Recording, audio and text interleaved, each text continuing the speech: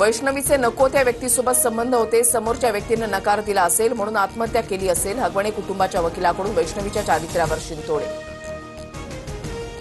जो हगवणेंच्या वकिलाच्या कानशिलात लावेल त्याचा मी सत्कार करेन. रोहिणी खडसे यांचं ट्विट. हगवणेंच्या वकिलानं वैष्णवीच्या चारित्र्याविषयी युक्तिवाद केल्यानं सर्व स्तरातून संताप व्यक्त. नवऱ्यानं बायकोच्या कानाखाली मारणं म्हणजे छळ आहे का? प्लास्टिकची छडी हत्यार आहे का? हगवणेच्या वकिलाचा अजब युक्तिवाद. वैष्णवीचा दीर आणि सासऱ्याला 3 दिवसाची पोलीस कोठडी, तर वैष्णवीची सासू, पती आणि नणंदेला 1 दिवसाची पोलीस कोठडी. मयुरी हगवणे कौटुंबिक छळ प्रकरणामध्ये महिला आयोगाचा पुणे ग्रामीण पोलिसांवर ठपका. मयुरी हगवणे प्रकरणामध्ये चार्जशीट दाखल करण्यास झालेल्या विलंबाची चौकशी करा. रुपाली चाकणकर यांचा फडणवीसांना पत्र. मुसळधार पावसामुळे इचलकरंजीमध्ये पंचगंगा नदीच्या पाणी पातळीमध्ये वाढ. तसंच सततच्या पावसामुळे कृष्णा नदीवरील 12 ते 15 बंधारे पाण्याखाली.